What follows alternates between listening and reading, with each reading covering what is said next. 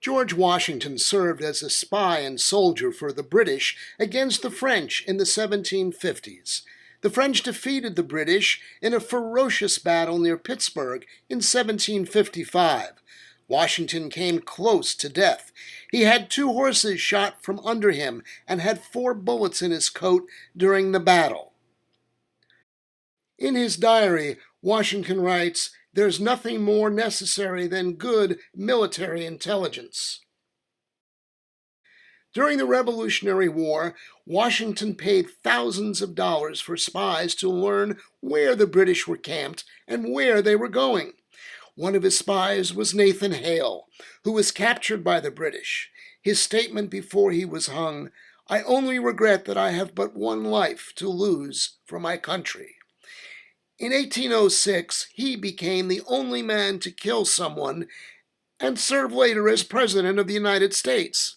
In a duel, future President Andrew Jackson killed a man who accused him of cheating on a horse race, calling Jackson a coward and insulting his wife, Rachel. Jackson was practicing law at the time of the duel. He was an argumentative and violent man. It's estimated that Jackson participated in up to 100 duels. Jackson was not prosecuted for the murder, and the duel had very little effect on his successful campaign for the presidency in 1829.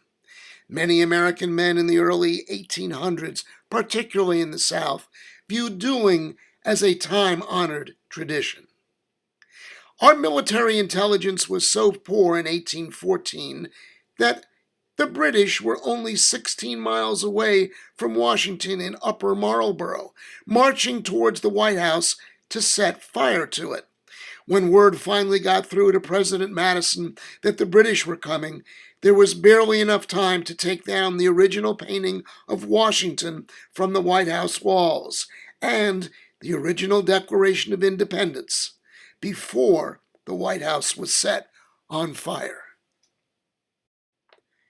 Abraham Lincoln was told before his first inauguration by Allan Pinkerton, head of a private detective agency, that a group of assassins were going to kill Lincoln at a train station in Baltimore. Lincoln switched trains before Baltimore and arrived safely in Washington.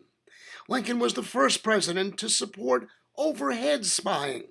A balloonist was able to go into the air and telegraph down a message on a cable linked from a balloon to the ground. The balloonist could see 50 miles of soldier encampments around him. A century later, this would lead to spy planes and spy satellites. Lincoln agreed that as he traveled around, he would have 4 Washington police officers act as his bodyguards. But he only had one bodyguard with him on April 14, 1865, inside Ford's Theater. The bodyguard, John F. Parker of the Washington Police, left his position outside the president's box and wandered off to watch the play. Then, after a few minutes, Parker went to a nearby bar for a drink. Lincoln had no protection. Ironically, Lincoln's last act as president was to sign into law a new agency from the Department of the Treasury. That group was known as the Secret Service. They started out tracking down counterfeiters. Soon, they moved into protecting the president.